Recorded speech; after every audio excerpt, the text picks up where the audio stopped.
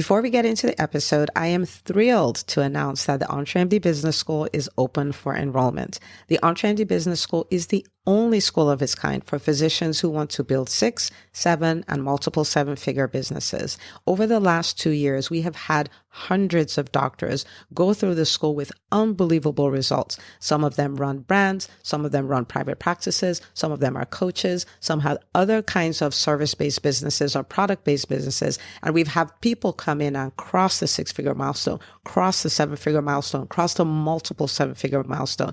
You will be in a place where you'll get the coaching, the community, the accountability that you need to thrive as an entrepreneur, especially in the times that we're in. So maybe you've been following me for a while. Maybe you've been getting so much out of the EntreMD podcast and you've been wondering, how can I work with Dr. Una and the community more? Well, this is your chance. Come join us in the EntreMD Business School. It is application only. So go to entremd.com/business to turn in your application. I cannot tell you how many doctors have made statements like this. I recovered my investment in the first week. I recovered my investment in my bank account in the first 90 days. This is the best investment I've made in myself ever. I want you to have that kind of story, not just a story of building a great business that serves a lot and earns a lot, but having a business that gives you the freedom to live life on your terms. So don't wait any longer. entremd.com/business. And now for the episode. Hi, docs. Welcome to the EntreMD Podcast, where it's all about helping amazing physicians just like you embrace entrepreneurship so you can have the freedom to live life and practice medicine on your terms. I'm your host, Dr. Una. Well, hello, everyone. Welcome back to another episode of the EntreMD Podcast. We're going to have a treat. We're going to have a really good conversation about one of the things that's, super trying in the times we live in the middle of the Great Resignation, as it's called. So we're going to be talking about how to build a stable team in the middle of the Great Resignation. And so I have a special guest here. She's been on here. We talked about finding your next rock star employee the last time she was on the podcast, and she's back. So welcome back to the show, Fatima Sparks. Thank you for having me back. And it's a pleasure to be back talking to you about this, especially this particular topic. It's very exciting. Yeah. People, this is why I'm like, I have a special guest because this is something that's a nightmare for most people. And she says it's exciting. So this is going to be so good. So Fatima, why don't you introduce yourself to the listener, right? Let them know why I'm so excited you're on the show. Okay. Well, my name is Fatima Sparks. I've been in the medical field since 2000. I have worked in several specialties: cardiology, gastroenterology, ENT, and now pediatrics with Dr. Una. I really enjoy the medical field, and it's been a ride, especially these last 3 years.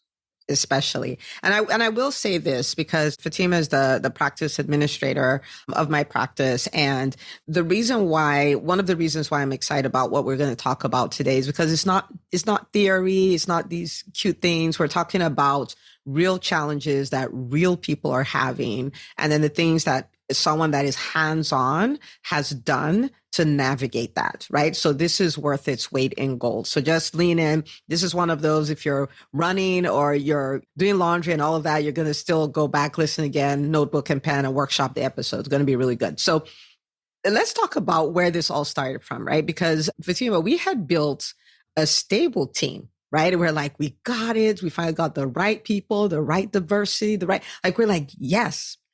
And then come November 2019, we're even planning like what 2020 is going to look like, all the innovation we're going to do. We're excited about it.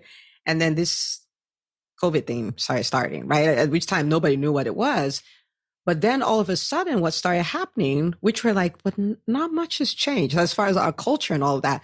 But it was like we had this revolving door. Like people started moving in and I would like, wait, what's going on? So take us back to that, maybe for a little bit, just take us back to that moment where that shift happened and what the pain and the frustrations around that was, because it still is, you know what I mean? It definitely is. And I'll say the unfolding of that was quite long, maybe year one, where things just continuously change. So you have a stable staff, providers, group, everything is going well. You're building on that. Everyone's just getting better every day. And then here, the pandemic comes, there's the stay at home and no one's able to come out and see you. And Dr. Una was so good to, let me know she wants to make sure she keeps everybody working, keep them employed, not really cut hours. I don't think anyone else did that. So that was really awesome. And so what we did, we utilized that time to call all of our patient base and let them know that we're here for them. We're going to be here for them. They can rely on us because basically we're planning for when this pandemic would be over, that we're still going to, be here through it all. And so everyone went to work, doing those sort of tasks.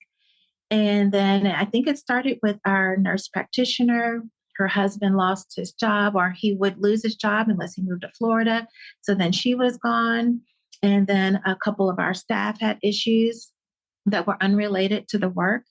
And then they were gone. And then some just got super great offers to work other places.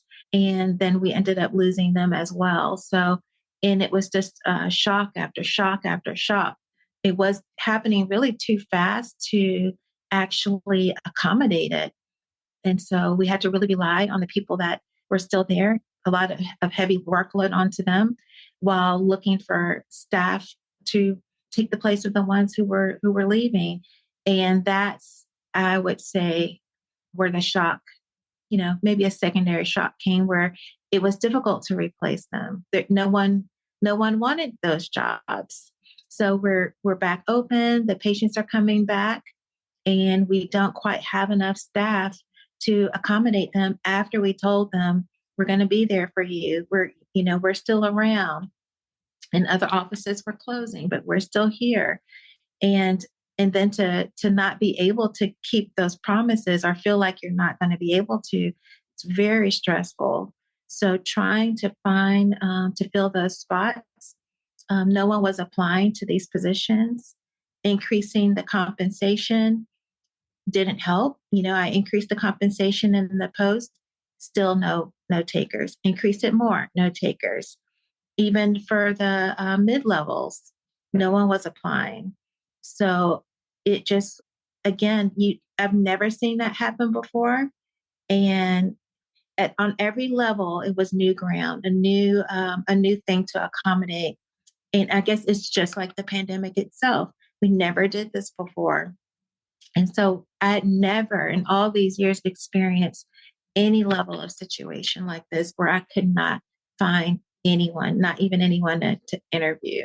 So at some point I did find people to interview, but that's when you're kind of lowering your standard. You're not getting really anyone in. So it's like, well, let me just start interviewing people that, there's some people applying. And I've told Dr. Una this. I don't know if I should share it here, but a lady came in a t-shirt dress, which looked like a long Hanes t-shirt down to her knees and fuzzy flip-flops to her interview. These are the type of people that were coming in. The quality of people completely changed. People were not showing up to their interviews. I had never encountered this ever in all these years. And I'm just here like giggling and I think I'm giggling because it kind of is what it is, right? And the picture you painted is such a quote unquote beautiful picture, right? Because that's the reality of what happened.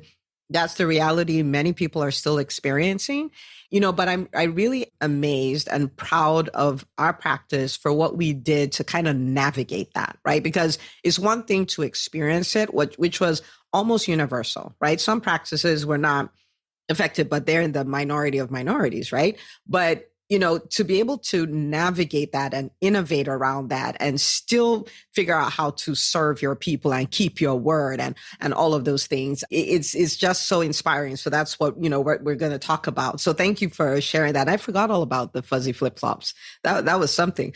Okay. So let's talk about it because we never did shut our doors. We never did say, patients, we can't see you. The practice grew in spite of it. And there, even in the midst of all of this, we were even able to do a lot of developmental changes. Like, so fundamentally, the practice is so much stronger. And so let's talk about some of the things we did to create a stable team. So I'll let you lead this conversation. We'll go back and forth. I'm going to start with the baseline. The baseline is, it's kind of like having a product that nobody wants, or the customers you used to have don't want that product anymore. That's how I see trying to hire people. They just don't want that now. I don't know why, but so now I need to find people who want that. Who wants this opportunity? Where are they? Who's would be motivated by having an opportunity like this? Who's been looking for it and just hasn't been able to obtain it? Those are the people I need to find. So yes, they may not have the exact skill level. There's so many things that maybe we have to compensate for, but they want the role and they'd be happy to have it. So I think that led us down the road of finding a team and pulling together a team, and a great team who wanted to do the job and who did it very well, or is doing it very well now. So I think Dr. Una, you're the one who brought up about bringing in virtual staff. I had not, that was very foreign to me. And I thought it would be expensive. Number one, they wouldn't have healthcare background. They're talking to our patients and handling very key components of the practice. And they're virtual. So how am I going to manage them? So there were so many question marks about that. And that also goes to show you that lack of knowledge can hold you back too. And so you happen to know about how to implement and where to get virtual assistants that were skilled in the medical field. And that was the biggest relief from the beginning, because we couldn't find physical people to come into the office. So we needed certain things to never break down. And so it was so wonderful to be able to onboard our first virtual assistant. Love it.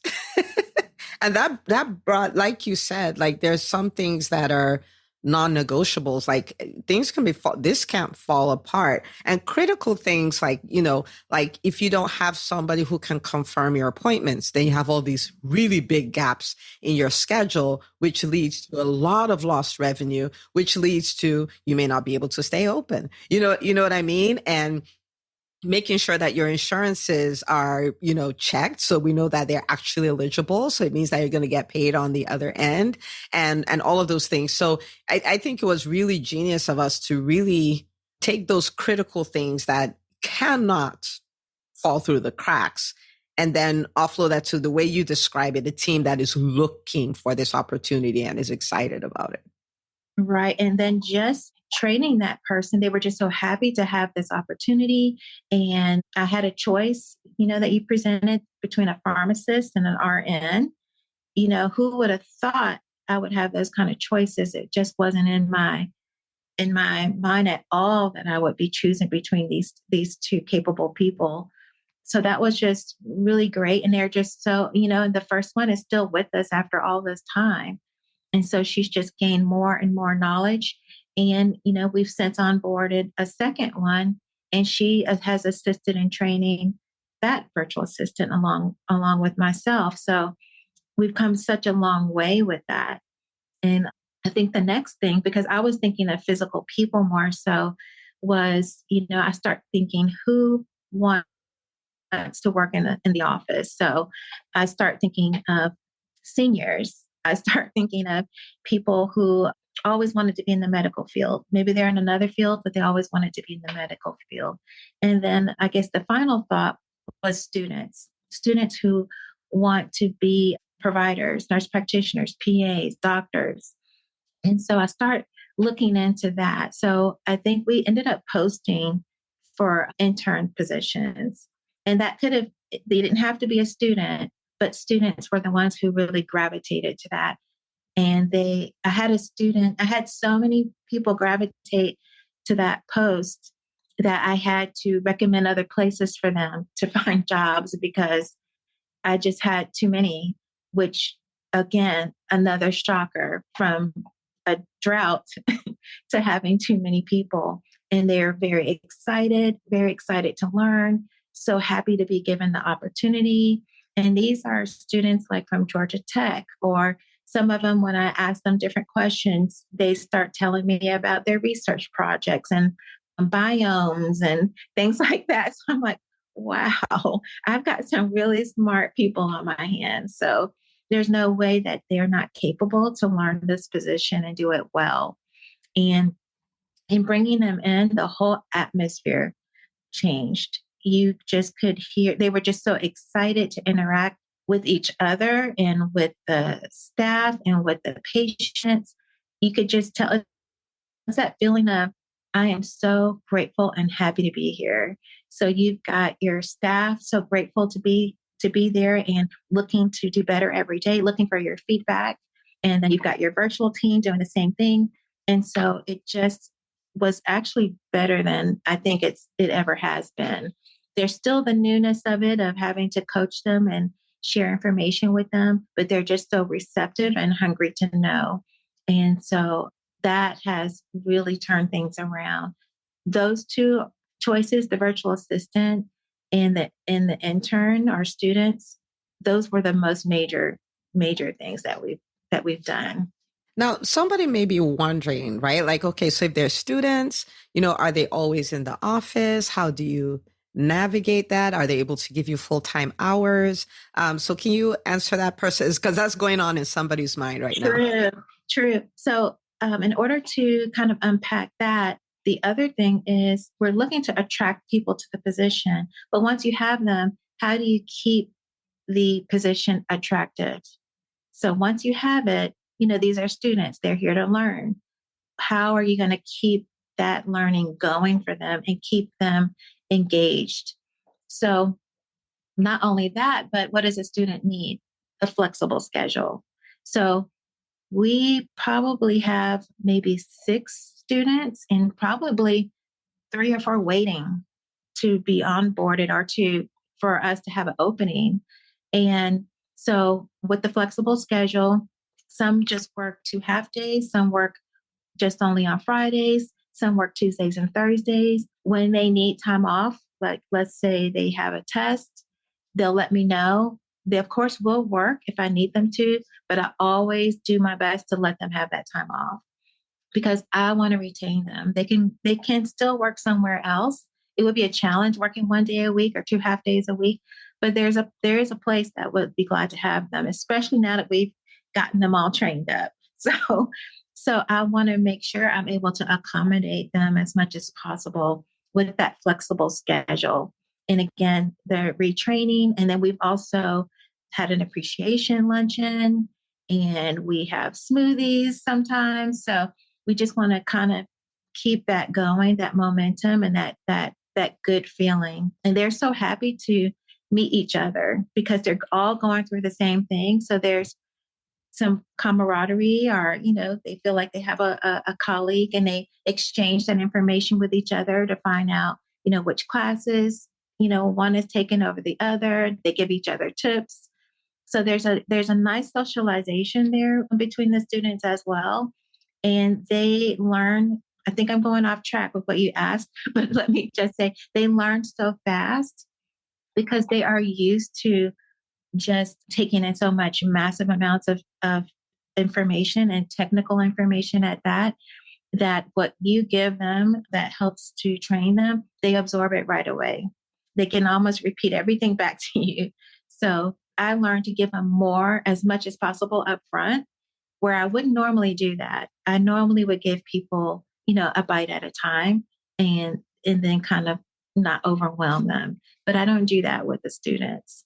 So definitely the flexible schedule is one of the main things that they need, and they really appreciate it. So if I can track back, we've talked about, leveraging a virtual team.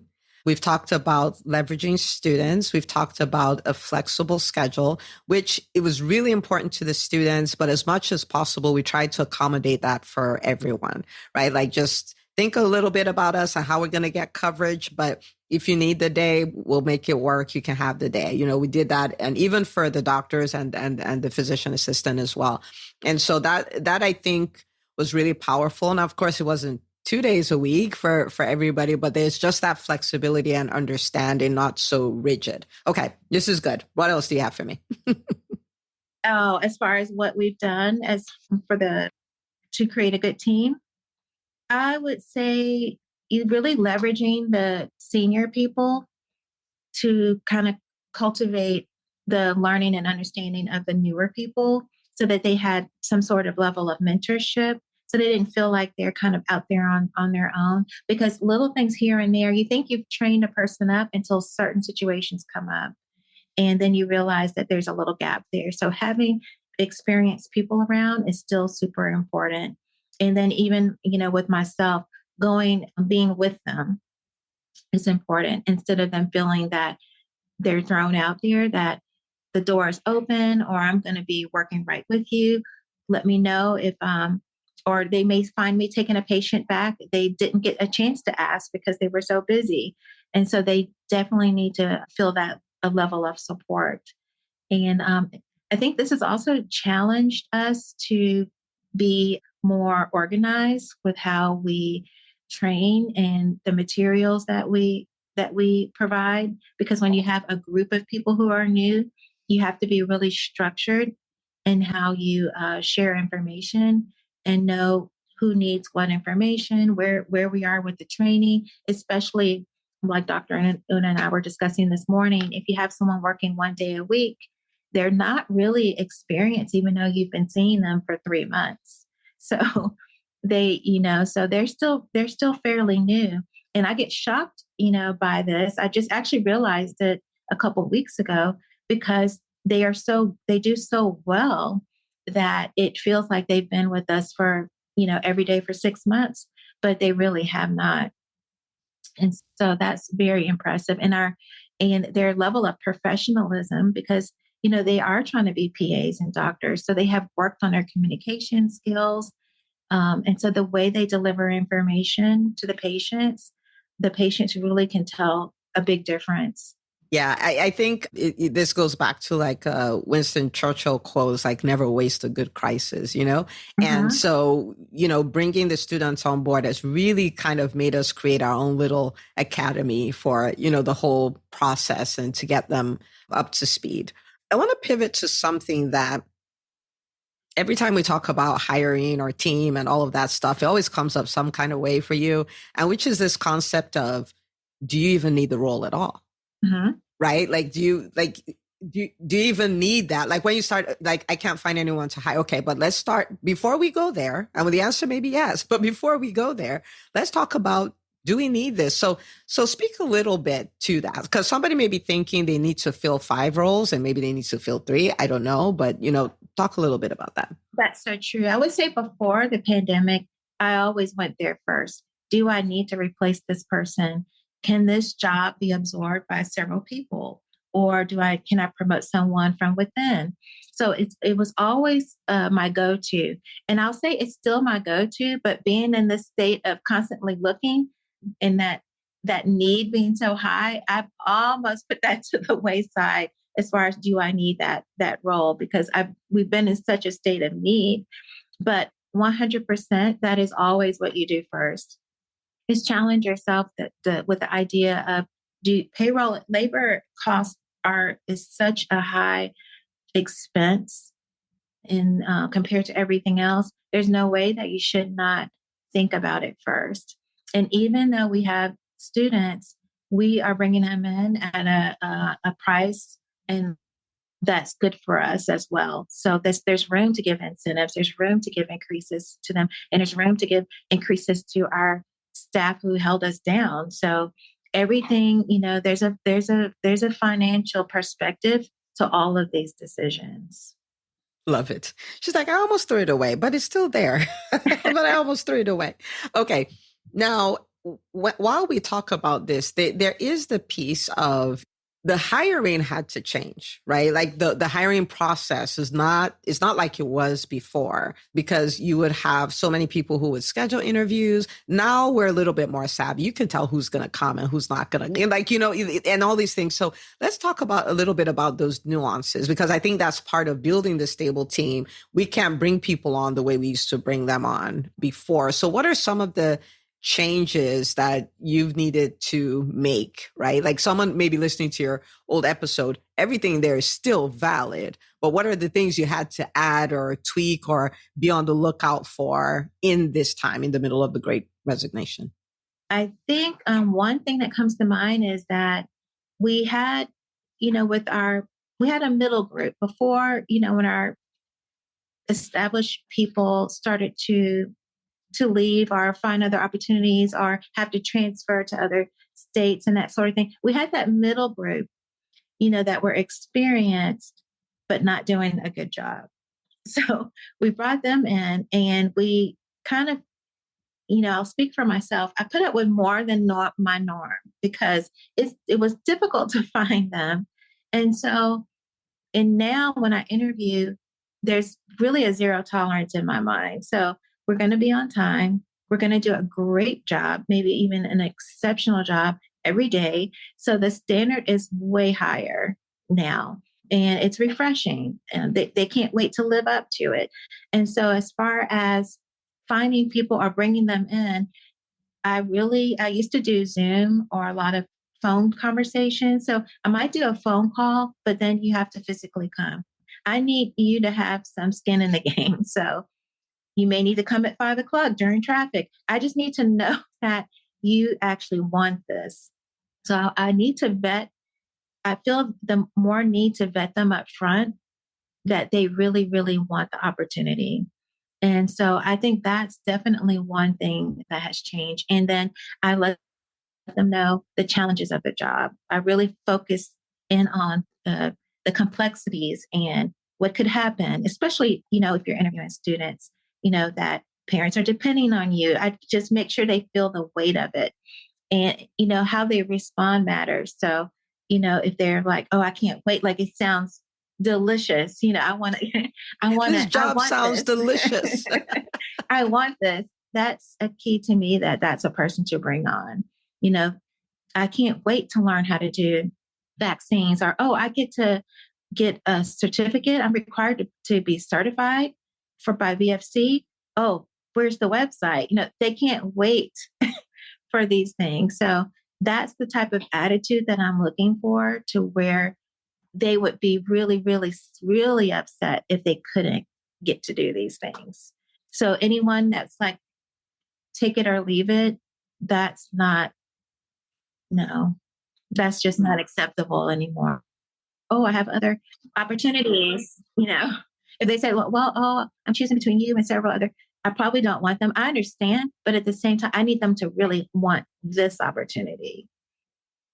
Yeah. So what you're talking about is two things here, right? Like the first is the whole you hire for attitude and then you train for skill. I mean, that was a cute saying pre-pandemic, but now it's not a cute saying. Like you need that, right? Like you need that because the times are more challenging. Being on the customer delivery side of things is more challenging. I think COVID made the whole world angry. So it's kind of like more difficult, and you have to be more flexible. Things are changing. Things are in flux. And so if you don't have the attitude for it, it's such a problem.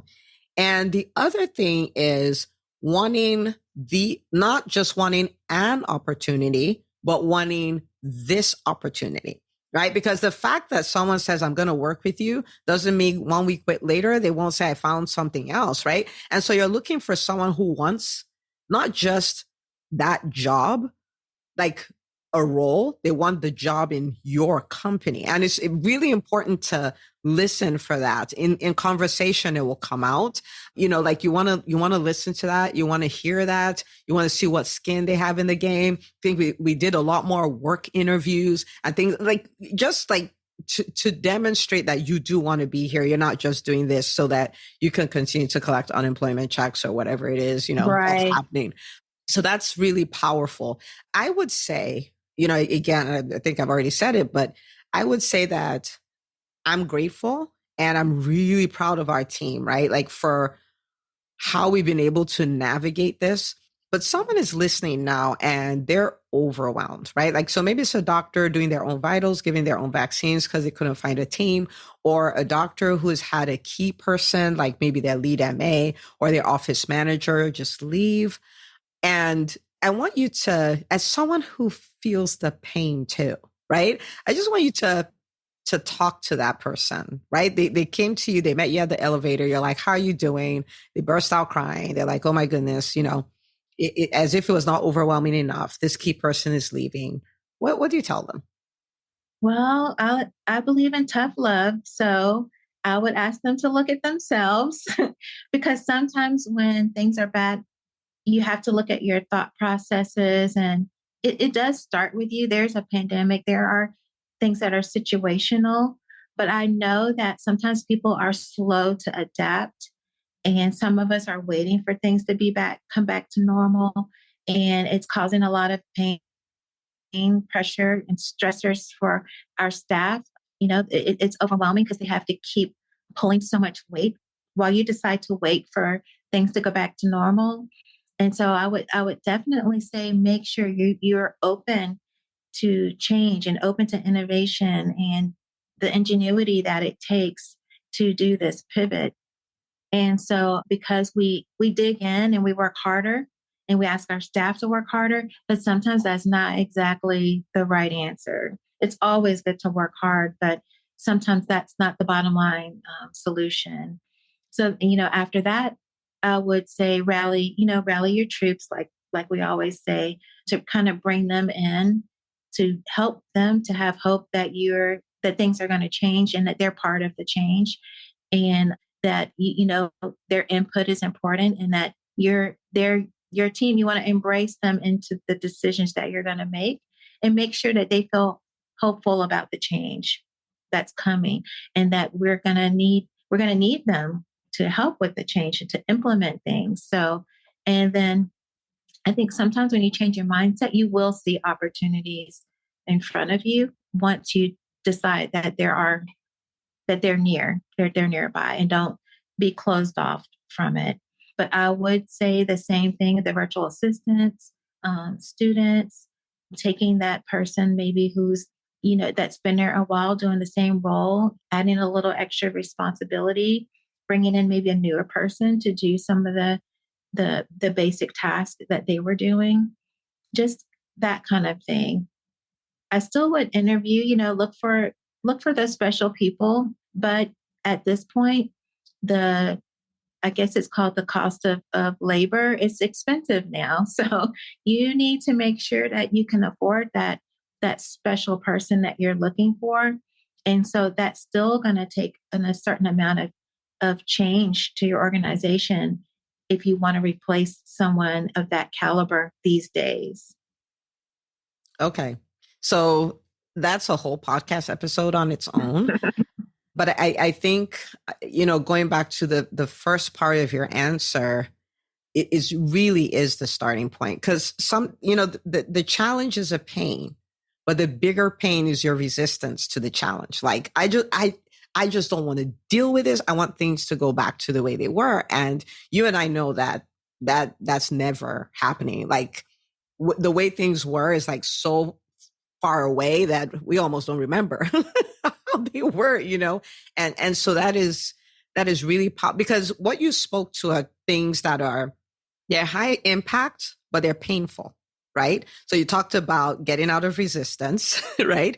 You talked about changing your mindset around that, like, okay, this is gonna work. You talked about rallying the troops, right? Which is really, for most, that's up-leveling your level of leadership. You know what I mean? So these are all playing around with roles with your team, which again is change, and nobody likes change. They're gonna get kickback, and again, up-leveling leadership. So they're all the more challenging things, but the things that will give you the biggest bang for your buck. You know what I mean? And so that's really good. I love all of it.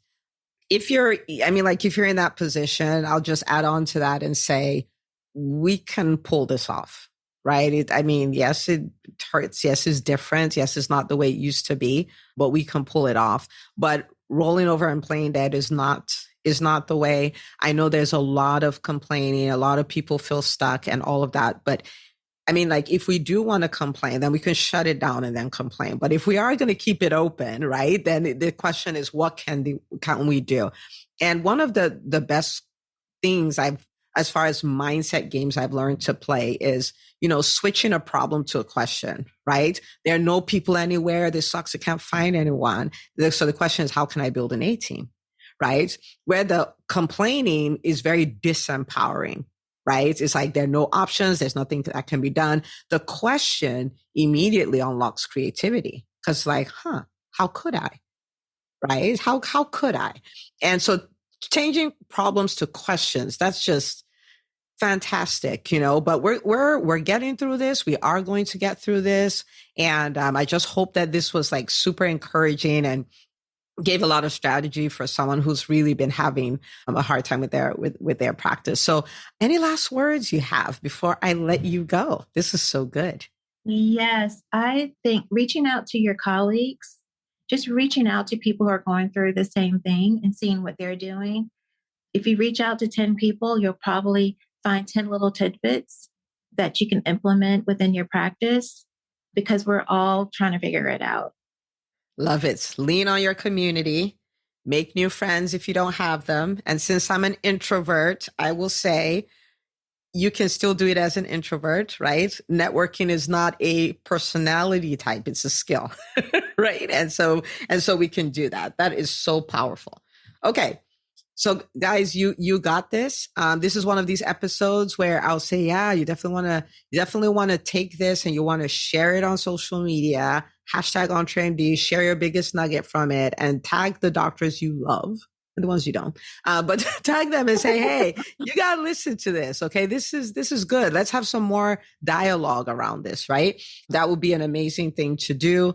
If you have any questions, you can always reach me on social media. Fatima Sparks is on LinkedIn as Fatima Sparks. And so you can meet her too. We do some consulting for private practices. We don't promote it because we do it on a case by case basis. And so you can always email us, druna@entremd.com, and we can see if, you're a fit for what we do. Okay. So Fatima, thank you so much for coming on. This was so good. Thank you so much. All right, people. Well, go share the episode. We gave you all our stuff and we'll see you on the next episode of the EntreMD Podcast. Hey, if you love listening to the EntreMD podcast, I want to invite you to join EntreMD On Demand. It is my signature subscription program that gives you access to a library of business courses designed to help you do one thing as a physician entrepreneur, and that is to thrive. Just head out to entremd.com/on demand, and I'd love to have you join us. See you on the inside.